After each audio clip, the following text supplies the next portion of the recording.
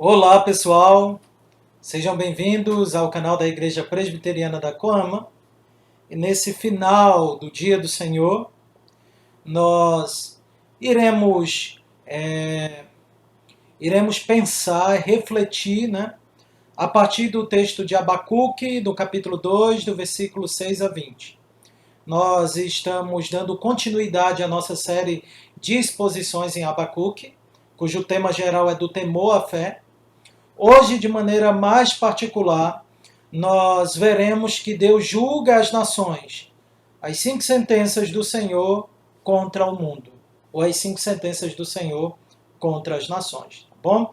Então esse é o tema da perícope ou da parte que nós iremos estudar hoje, que está lá em Abacuque 2, versículo de 6 a 20. Leiamos. Diz assim o texto sagrado, Abacuque 2, de 6 a 20. Não levantarão, pois, todos estes contra ele um provérbio, um dito zombador? Dirão, ai daquele que acumula o que não é seu, até quando? E daquele que a si mesmo se carrega de penhores. Não se levantarão de repente os teus credores? E não despertarão os que te hão de abalar? Tu lhes servirás de despojo. Visto como despojaste a muitas nações, todos os mais povos te despojarão a ti, por causa do sangue dos homens e da violência contra a terra, contra a cidade e contra todos os seus moradores. Ai daquele que ajunta em sua casa bens mal adquiridos, para pôr em lugar alto o seu ninho, a fim de livrar-se da garra do mal. Vergonha maquinaste para a tua casa, destruindo tu a muitos povos. Pecastes contra a tua alma, porque a pedra clamará da parede e a trave lhe responderá de madeiramento. Ai daquele que edifica a cidade com sangue e a fundamenta com iniquidade. Não vem do Senhor dos exércitos que as nações labutem para o fogo e os povos se fatiguem em vão? Pois a terra se encherá do conhecimento da glória do Senhor, como as águas cobrem o mar. Ai daquele que dá de beber ao seu companheiro, misturando a bebida o seu furor, e que o embebeda para lhe contemplar as vergonhas. Serás farto de opróbrio em vez de honra. Bebe tu também, e exibe tua incircuncisão. Chegará a tua vez de tomares o cálice da mão direita do Senhor, e ignomínia cairá sobre a tua glória. Porque a violência contra o Líbano te cobrirá, e a destruição que fizeste dos animais ferozes te assombrará, por causa do sangue dos homens e da violência contra a terra, contra a cidade e contra todos os seus moradores. Que aproveita o ídolo, visto que o seu artífice o esculpiu? E a imagem de fundição, mestra de mentiras, para que o artífice confie na obra, fazendo ídolos mudos? Ai daquele que diz à madeira, acorda, e a pedra muda, desperta. Pode o ídolo ensinar? Eis que está coberto de ouro e de prata, mas no seu interior não há fôlego nenhum. O Senhor, porém, está no seu santo templo. Cale-se diante dele toda a terra. Amém. Vamos orar ao Senhor? Gracioso e bondoso Deus, tenha misericórdia de nós, ó Pai, e aplica a Tua palavra ao nosso coração. É o que nós pedimos em nome de Cristo Jesus. Amém. Deus pune as nações? Deus continua julgando os povos? É possível dizer que ainda hoje Deus está julgando as nações? Ou será que Deus está distante de tudo o que ocorre no mundo? A pós-modernidade ela já foi chamada também de era pós-cristã. O pressuposto básico é que o cristianismo se tornaria obsoleto e apenas uma lembrança de séculos dos séculos anteriores, como já havia ocorrido com outras religiões que caíram no esquecimento. É claro que esse pensamento não tem fundamento algum. A fé cristã está mais em pé do que nunca. Contudo, a mentalidade secular que busca extirpar o cristianismo do mundo, tirar Deus de cenário, deixou muitas sequelas, inclusive nos corredores da igreja cristã evangélica. Isso é exemplificado pela mentalidade ou pelo esquecimento de que Deus continua a lidar com as nações, continua a tratar as nações com base na sua soberania e na sua palavra. As grandes potências da terra, as nações que continuam a rejeitar a lei de Deus e o governo do seu Cristo, que é o grande e único Rei das nações, todas essas nações estão debaixo do governo e do julgamento do Todo-Poderoso. Não podemos ignorar. Não podemos fazer uma leitura das circunstâncias, uma leitura das calamidades, uma leitura de todos os danos que a humanidade tem sofrido por meio de doenças, de guerras, de tsunamis, furacões e coisas afins, sem não ver por detrás de todos esses fenômenos a mão soberana de Deus, guiando tudo para um propósito, que nós já estudamos aqui em outros momentos, que é a glória dele e o benefício da sua igreja, mas agora também veremos que para julgar as nações. Ok? Antes de mais nada, é importante entender que Deus colocou Israel para ser luz para as nações. A promessa dada a Abraão era que todas as nações da terra deveriam ser benditas em Abraão. Mas Israel não cumpriu o seu papel. Israel se isolou do mundo e não exerceu o seu papel profético diante das nações. E pelo contrário, Israel foi mais influenciado pelas nações de fora, né? Do que pela a lei de Deus e do que ele mesmo influenciou as nações. Israel também foi vítima das nações. Israel, e no nosso contexto aqui, Judá. Ok? Mas quando lemos a Escritura, fica muito claro de que Deus sempre julgou as nações. Deus destruiu o mundo uma vez porque a maldade havia se multiplicado, a imoralidade e a violência havia se multiplicado. Deus destruiu várias nações ao longo da história por causa de suas maldades. Ele exterminou Sodoma e Gomorra, e Sodoma e Gomorra são colocados como exemplos de que o juízo do Senhor vem. Deus destruiu a Síria, lemos lá em Isaías 10, 5, que ai da Síria, cetro da minha ira. Né? A vara na mão dela era o cajado do furor de Deus. Deus levantou a Síria para disciplinar o seu povo, mas Deus disse que ia acabar com a Síria e acabou. Deus destruiu Edom, Deus destruiu Moabe, Deus destruiu a Filístia, Deus destruiu os babilônicos, destruiu os egípcios, destruiu os gregos, persas, os romanos, enfim, Deus julga as nações. E é o que esse texto irá nos mostrar a partir do julgamento de Deus sobre os caldeus, sobre os babilônicos. Apenas à guisa de lembrança, nós temos acompanhado aqui a oração de Abacuque. Abacuque vê a violência e o pecado se multiplicar no meio de Judá. Ele ora ao Senhor e o Senhor então revela a Abacuque e nos revela que iria mandar um povo pior do que Judá para disciplinar Judá. O Senhor levantaria os caldeus para disciplinar o seu povo.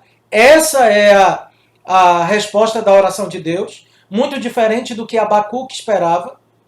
Ok? E Abacuque então fica desesperado com isso e ele então faz algumas indagações diante do Senhor, buscando saber se há justiça naquilo que Deus faz, embora Abacuque saiba que Deus é justo em tudo aquilo que Deus faz.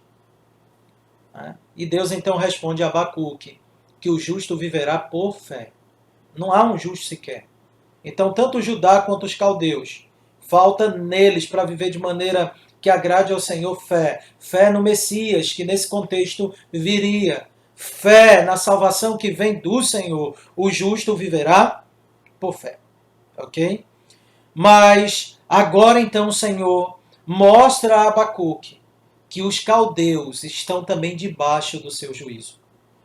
Deus está usando os caldeus para o seu propósito, mas Deus irá punir os caldeus. E é interessante porque esse texto diz que se levantarão contra os caldeus um provérbio, um dito zombador. Essa linguagem ela é interessante porque quando nós vamos para o livro dos Salmos, nós encontramos geralmente os homens escarnecendo de Deus. É assim que o ímpio é retratado, por exemplo, no Salmo 1, como escarnecedores. E o Salmo 2 começa a mostrar exatamente o escárnio desses ímpios. Mas, no versículo 4 do Salmo 2, quem zomba dos ímpios e dos povos que se rebelam contra o Senhor é o próprio Yahvé. Perceba, o Salmo 1 e 2 mostra que os gentios e os povos imaginam coisas vãs, os príncipes e reis da terra estão todos a uma só, batalhando contra o Senhor e contra o seu ungido. No versículo 4, vemos a resposta do Senhor. Ri-se aquele que habita nos céus, o Senhor zomba deles. E é interessante porque o que vai acontecer com os caldeus que zomba do Senhor por meio das suas práticas é um dito zombador sobre eles. Eles mesmos se tornarão motivo de escárnio. Ok? E por que eles se tornarão motivo de escárnio? Aí há aqui 5 sentenças. E através dessas 5 sentenças, nós perceberemos como é que Deus lida com as nações, como é que Deus lida com os ímpios e por que Deus, ele então julga os povos. Então a primeira sentença, o primeiro ai, é o ai aqui do saqueador. É o que está entre o versículo 7 ao versículo 8. Veja, é dito, ai daquele que acumula o que não é seu, até quando? E daquele que a si mesmo se carrega de penhores. Não se levantará de repente os teus credores, e não te despertarão os que hão de te abalar? Tu lhe servirá de despojo, visto como despojaste muitas nações, todos os mais povos te despojarão a ti, e por causa do sangue dos homens e da violência contra a terra, contra a cidade e contra todos os seus moradores. Então, olha a linguagem aqui.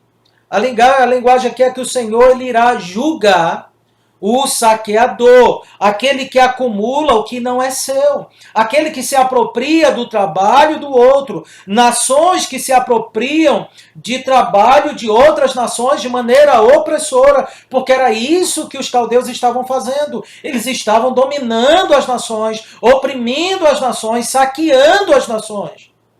E o que o nosso Deus ensina aqui é que o que esta nação estava fazendo, ela receberia na mesma moeda. O princípio da equidade é o que é dito aqui. Veja o versículo 7 e 8. Não se levantarão de repente os teus credores? Versículo 8. Visto como despojaste muitas nações. Então todos os povos iriam despojar aquela nação. Todos os povos se voltariam contra os caldeus, contra os babilônicos. Nós vemos aqui o princípio de olho por olho e dente por dente, que estava sendo muito mal usado pelos fariseus na época de Cristo para vingança pessoal, quando na realidade esse princípio mostra a forma como Deus trata o pecado, com equidade, na medida correta, na justa medida. Palmer Robertson, comentando esse texto, vai dizer o seguinte: por mais duro que o princípio olho por olho pareça ser no contexto moderno, ele representa a lei da justiça na qual o opressor obstinado recebe da mão de Deus o que ele merece. Então Abacuque enfatiza mediante a forma e a substância a certeza da recompensa na justa medida do perverso. Ok? Então a ideia aqui é que Deus está punindo os homens e está punindo essas nações com justa medida. E é assim que os caldeus são tratados. Deus levanta um povo então mais forte do que os caldeus para vencer os caldeus. Encontramos então os medo-persas ocupando o domínio que era dos babilônicos. E isso acontece por quê? Porque Deus está no controle de todas as coisas. Assim como Deus entrega os judeus nas mãos dos babilônicos, Deus também entrega os babilônicos nas mãos dos medo-persas.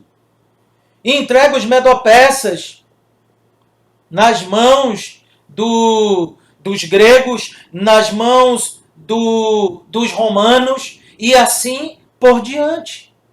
Deus, ele julga as nações. E ele julga o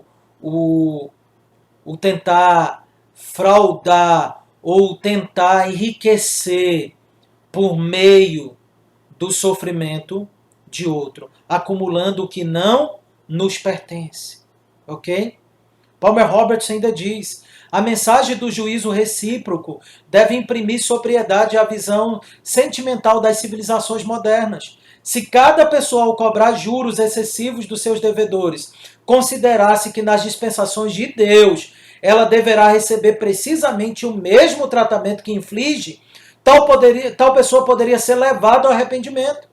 Se os políticos e comandantes das forças militares, acostumados a agir de modo brutal e impiedoso, entendessem que eles e o seu povo um dia haveriam de receber o mesmo tratamento das mãos daqueles que oprimem, um lamento genuíno a Deus por misericórdia, no contexto de arrependimento, poderia tornar-se mais frequente. O fato é, conquanto os moinhos de Deus moam vagarosamente, eles moem excessivamente finos. Ninguém foge do tratamento do Senhor. O que o homem planta, isso ele colhe no tempo oportuno.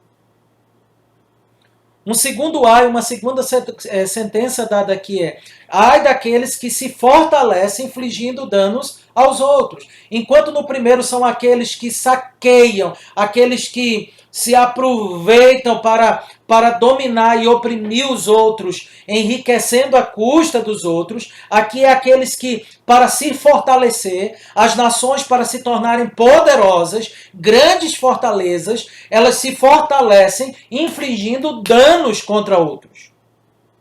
Ok? É exatamente o que é aqui. Os bens adquiridos aqui são adquiridos por métodos errados. É o que vai dizer o versículo 9. Ai daquele que junta em sua casa bens mal adquiridos, para pôr em um lugar alto o seu ninho, a fim de livrar-se das garras do mal. Vergonha maquinar-te para a tua casa, destruindo tu a muitos povos, pecar-te contra a tua alma, porque a pedra clamará da parede e a trave lhe responderá do madeiramento. Aqui, então, Deus está punindo essa nação e Deus julga as nações por adquirir bens por métodos errados. Aqui os caldeus estavam justificando o seu fim, a sua prosperidade, através dos seus métodos cruéis. Os fins não justificam os meios. Não importa a forma como os bens são adquiridos, desde que traga benefícios. É o que pensavam os caldeus. Mas não é assim que pensa o Senhor. O Senhor está preocupado tanto com o fim do que eu faço, como o modo como eu faço. A segurança desses povos havia sido construída à luz da destruição de outros povos. Fazer isso é dito aqui no texto que é pecar contra a alma. É causar sua própria destruição. Ok? E o Senhor mesmo está advertindo os caldeus e as nações. Quando nós abrimos lá em Jeremias 49, versículo 14 a 16, nós lemos lá o seguinte: ouvi novas da parte do Senhor, e um mensageiro foi enviado às nações, para lhes dizer: ajuntai-vos e vinde contra ela, e levantai-vos para a guerra. Porque eis que te fiz pequeno entre as nações, desprezado entre os homens. O terror que inspiras e a soberba do teu coração te enganaram. Tu que habita nas fendas das rochas, que ocupa as alturas dos outeiros, ainda que eleves o teu ninho como a águia, de lá te derribarei, diz o Senhor. Não há nenhuma nação que seja grande aos olhos de Deus e que esteja tão alta que Deus não a derrube de lá. A soberba precede a ruína. Ai das nações que se fortalece à custa da destruição de outras nações. Um terceiro ai é dado aqui, sobre aqueles que edificam a sua casa e a sua cidade por meio da violência. Todo esse texto aqui, na realidade, toda essa perícope, ela deixa em ênfase que o Senhor odeia e abomina a violência. E é isso que Deus diz lá no Salmo 11, versículo 5. Deus abomina a violência. Então, se você olhar no final do versículo 7, do versículo 8, no nosso primeiro ai, uma das razões lá está o fato de que, por causa desta nação, tem se multiplicado ali também o sangue dos homens e por meio da violência dos caldeus. E Deus já havia descrito isso lá quando disse que levantaria os caldeus exatamente porque eles eram violentos. Mas também isso é enfatizado aqui. Ai daquele que edifica a cidade com sangue, vai dizer o versículo 12. Do versículo 12 a 14, nós vemos uma sentença de juízo contra aqueles que edificam a sua casa e sua cidade por meio da violência. Diz assim o versículo 12. Ai daquele que edifica a cidade com sangue e a fundamenta com iniquidade. Não vem do Senhor dos Exércitos que as nações labutem para o fogo e os povos se fatiguem em vão? Pois a terra se encherá do conhecimento da glória do Senhor, como as águas cobrem o mar. O que nós aprendemos aqui? Primeiro, Deus odeia o homem violento. Por isso, ai daquele que edifica a cidade com sangue e a fundamenta com iniquidade. Salmo 11,5, já citei aqui. Deus diz que abomina a violência. Por isso, ai contra as nações violentas. Outra coisa, essa sentença ela é executada pelo Senhor. O versículo 13 mostra que Deus destrói as nações violentas e iníquas.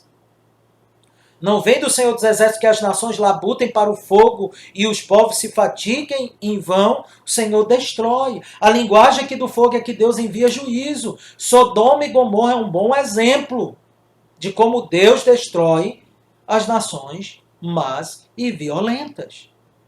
E terceiro lugar também, ainda nesse ponto, a providência do Senhor ao julgar as nações revelam o conhecimento e a glória de Deus. Você lembra do Salmo 19? Os céus proclamam a glória de Deus e o firmamento anuncia as obras das suas mãos. Então, quando Deus age punindo as nações, o que nós vemos ali? Uma expressão da glória, da santidade de Deus sendo manifestada. O fim, diz Palmer Robertson, segundo Abacuque, seria fogo e vaidade. Embora se dirija direta e especificamente à Babilônia, esse texto inclui as nações e povos de todas as gerações. Fogo do Senhor consumiu a luxúria das cidades na planície, lá em Gênesis 19:4. Deus foi à frente de Israel como um fogo consumidor, destruindo os seus inimigos, é o que diz Deuteronômio 9:3. Mesmo a nação que tinha o privilégio de se chamar pelo nome de Deus, por sua vez teve suas cidades queimadas por persistir na desobediência. Isaías 1:7 e Amós 2:5. Então o Senhor virá também no juízo final com fogo, destruindo completamente todos os seus inimigos.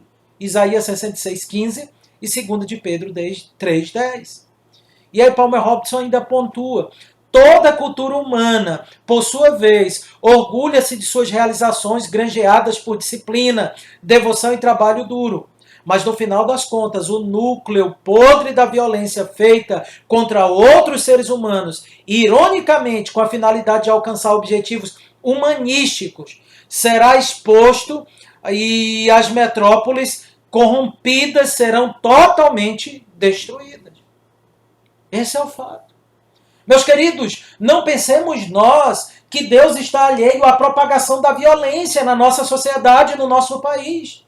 Um país extremamente violento, em que anos anteriores a taxa de mortalidade por assassinato era entre 50 e 55 mil pessoas assassinadas ao ano. É muita violência. Também a quantidade de abortos que são feitos, ou de maneira legalizadas ou clandestinas no mundo, mostra exatamente a violência. Países em que o aborto é liberado e milhares de crianças morrem anualmente. Não pensemos nós que Deus está alheio a isso. Ele não está. Deus odeia a violência e Deus julga as nações.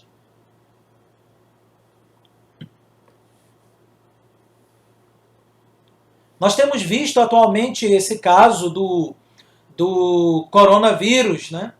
Onde alguns indícios, não sabemos se é isso ao certo, mas alguns indícios mostram que, por exemplo, uma potência como a China tem se utilizado dessas pandemias, das epidemias, para poder causar colapso econômico no mundo e se beneficiar com isso, como tem se beneficiado.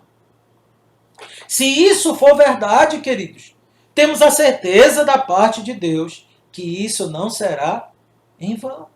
Ademais, a China até hoje é hostil ao evangelho em seu território. Ok? Até hoje, se você entrar e procurar notícia, você verá a dificuldade de fazer batismos em determinados quiões da China. E não apenas a China, em vários outros países.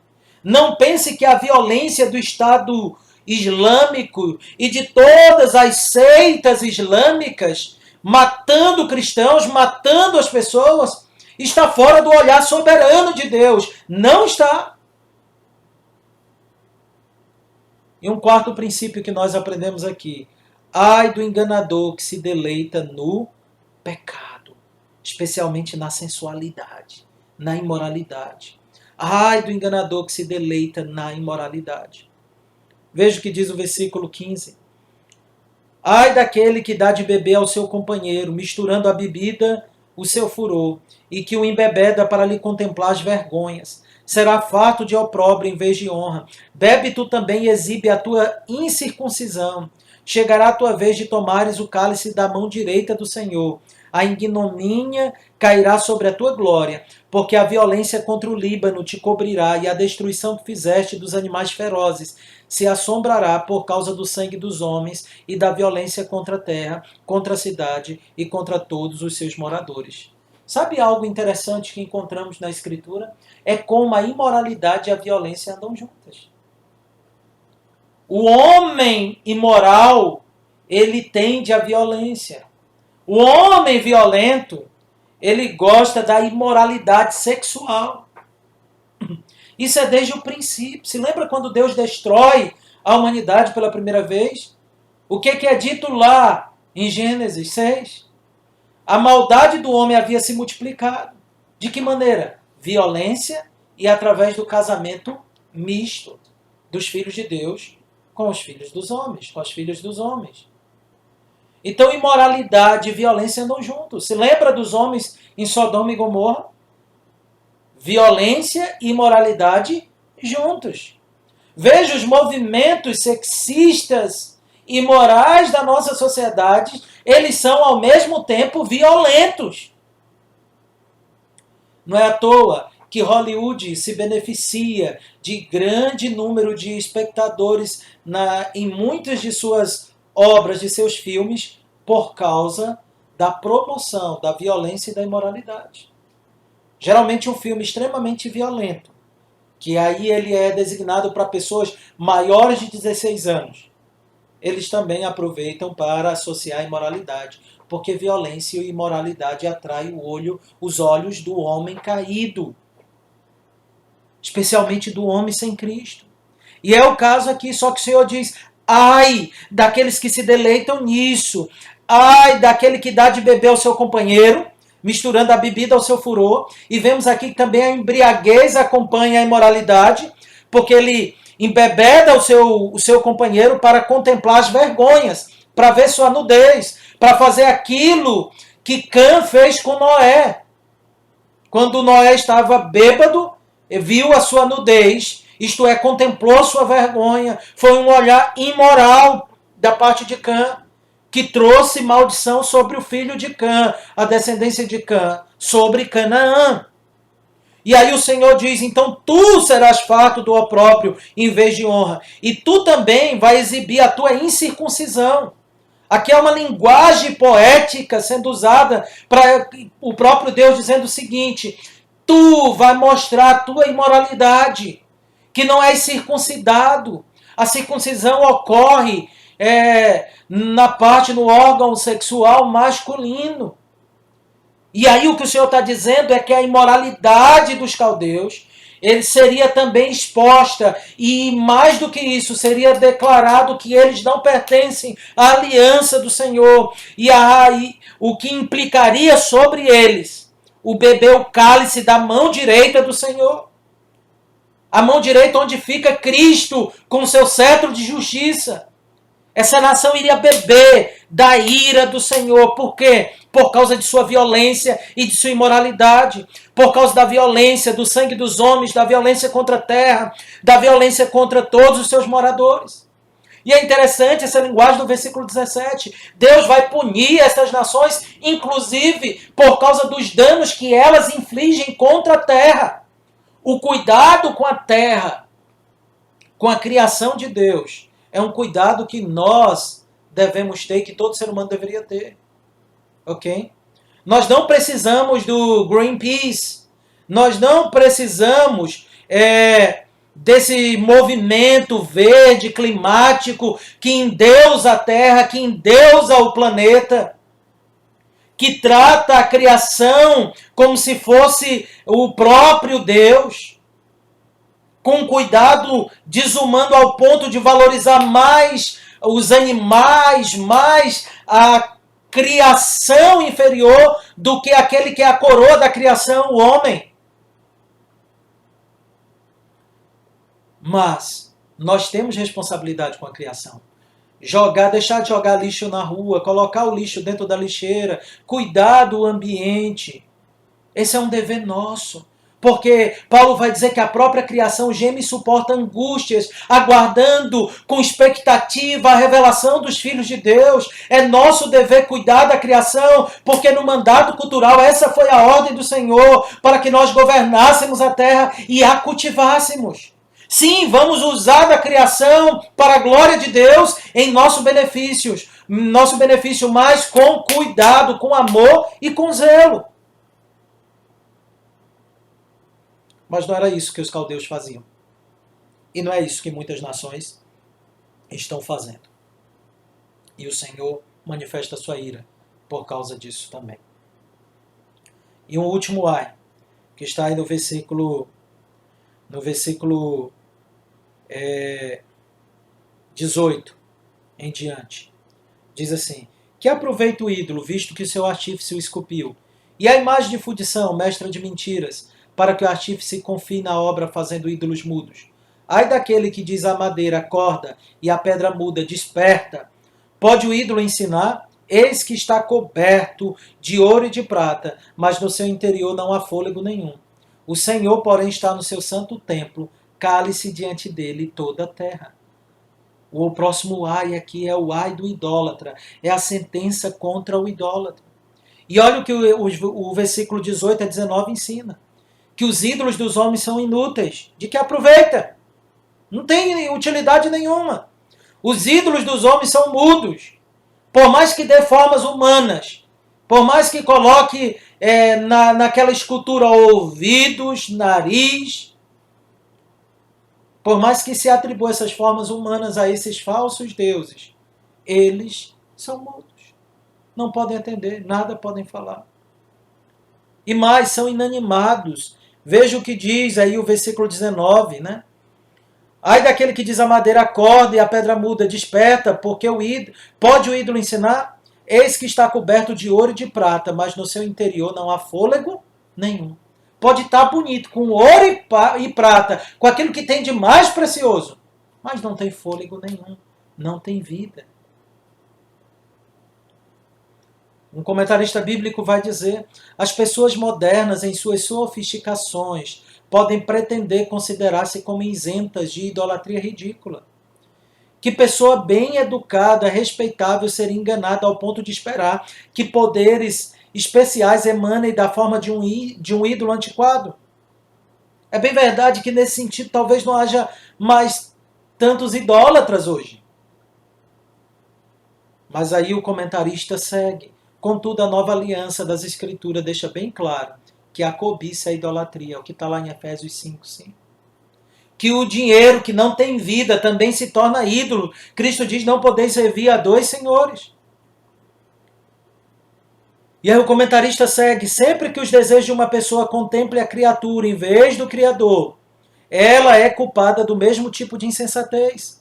Um desejo insaciável por coisas não possuídas honestamente presume que as coisas podem satisfazer melhor do que o próprio Criador. Sempre que uma pessoa deposita suas prioridades em coisas feitas e não naquele que é o Criador das coisas, ela se faz culpada de idolatria. Sempre que nós depositamos a segurança da nossa alma, o prazer da nossa alma, o nosso contentamento em qualquer outra coisa ou em qualquer outra pessoa que não Deus verdadeiro, somos idólatras. Você não tem, será, depositado a sua confiança no dinheiro, no trabalho, na sua casa, nas suas coisas? Isso é idolatria. Mas veja como é que o texto termina. Diferente dos ídolos, Deus fala. O Senhor, porém, esse porém, ele está estabelecendo um contraste aqui, especialmente no texto original. É como se dissesse, os ídolos são assim, porém o Senhor está no seu santo templo, cale-se diante dele toda a terra. Os ídolos estão mudos, mas Deus fala, Deus se revela, Deus não está em silêncio, ele se comunica. E o juízo que ele está enviando sobre os judeus, usando aquela própria nação ímpia que era a Babilônia, estava debaixo da providência de Deus, era o próprio Deus falando com seu povo por meio de sua providência. A ideia aqui do templo, né, é para descrever aqui o palácio de um rei terreno. Aqui a alusão é o templo que havia no meio do povo de Deus. E a linguagem da Escritura é que Deus governa o seu povo por meio do seu templo. Ok? Nós vemos essa declaração lá em 1 Samuel 1,9 e 1 Samuel 3,3, né? Que o templo era um lugar de onde Deus governaria em Israel, incluindo o tabernáculo em Siló. O templo também de Salomão apontava para isso. O templo de Ezequiel apontava, o templo descrito lá em Ezequiel 41, versículo 1, 4 e 15, descreve isso. O templo construído depois da restauração do exílio. Ok? Se nós abríssemos no Salmo 2, versículo 5, qual é a resposta de Deus para os homens que estão revoltados contra o Senhor e seu ungido? Qual é a resposta de Deus, depois que Deus zomba deles, dizendo que na sua ira seu tempo lhes há de falar? Aí a resposta de Deus é que em Sião ele constituiu o seu rei e o seu ungido. No local do templo, o templo apontava para a presença de Deus. O tabernáculo apontava para Deus presente no meio do povo. O templo apontava para essa mesma realidade. E é do seu templo que o Senhor fala, que o Senhor governa os povos. É interessante que na perspectiva da nova administração do pacto, na nova aliança, o conceito de templo agora, ele se aplica, em primeiro lugar, lá em João 2,19, Cristo referindo-se ao seu corpo. O templo é o seu corpo, o santuário é o seu corpo. O templo é Cristo. João 2,19. Em 1 Coríntios 3, versículo 16 a 17, o templo é o corpo do cristão individual. Então o templo é Cristo, o templo é o cristão individualmente. Lá em Efésios 2, 21. O templo, né, é a comunidade da igreja cristã. A igreja é o templo. Cristo é o templo, a igreja é o templo. Então a união da igreja com Cristo é o templo. Não é à toa que quando a igreja está reunida em culto público, nós temos essa junção perfeitamente ajustada. Cristo está presente e a sua igreja está presente. Quando abrimos Apocalipse 21, 22, nós vemos que o Senhor Deus Todo-Poderoso e o Cordeiro são o templo da Nova Jerusalém. A presença de Deus e de Cristo no meio do seu povo. É aqui que o templo está bem ajustado. Qual é a implicação disso, queridos? É que é por meio de sua igreja que Cristo julga as nações. É por meio de sua igreja que Deus fala ao mundo. Deus julga o mundo por meio da igreja. Veja, lá em Mateus 28, versículo 18 em diante, o que que Cristo diz? Toda autoridade me foi dada no céu e na terra. Aí qual é a ordem seguinte? Ide, portanto, fazer discípulos de a todas as nações. Porque toda autoridade pertence a Cristo, Cristo dá autoridade para a igreja e as nações. para discipulá-las. Em 1 Coríntios 6,2, nós lemos que a igreja há de julgar o mundo e os anjos caídos. Mas há um texto interessante, abra lá Apocalipse 2, versículo 26 e 27. Apocalipse 2, versículo 26 e 27. Diz assim: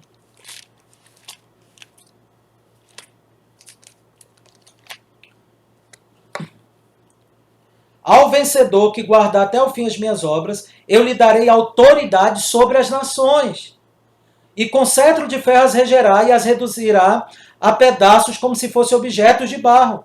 Assim como eu recebi também de meu Pai, dar-lhe ainda estrela da manhã. Quem tem ouvidos, ouça o que o Espírito diz à igreja.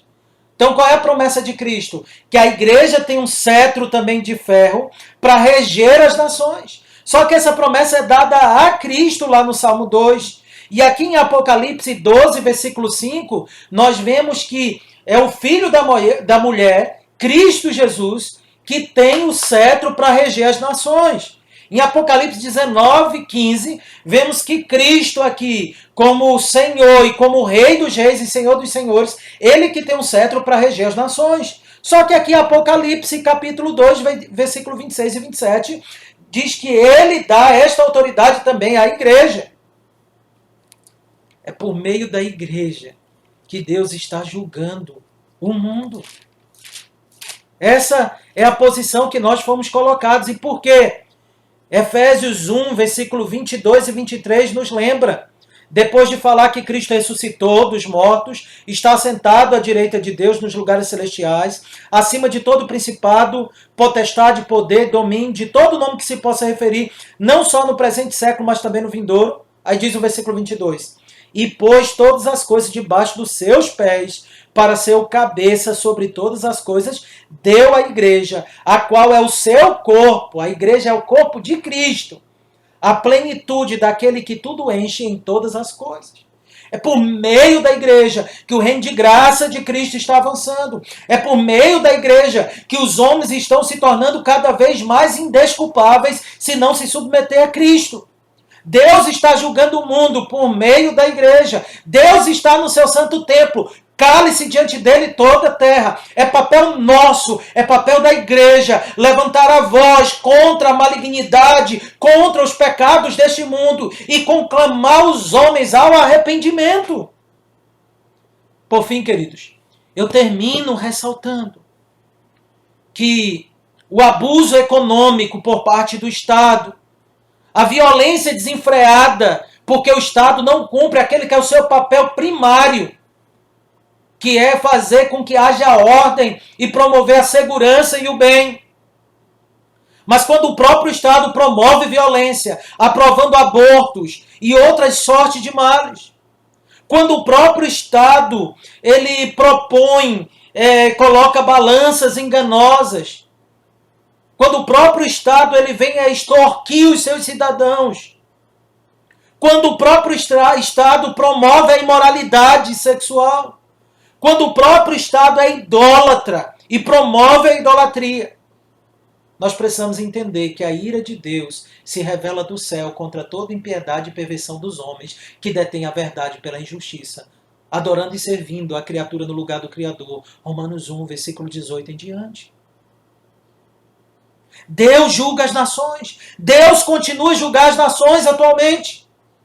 E não é isso que essa pandemia tem demonstrado? O que ela mais tem demonstrado é como as nações, elas odeiam a Cristo. Um exemplo disso. Ok? Sabemos a necessidade da igreja, sim, se isolar nesse momento para ajudar e cooperar com o Estado, mas essa deve ser uma iniciativa da igreja. Mas qual é uma das primeiras coisas que o Estado faz? Feche os templos. Feche os locais de culto.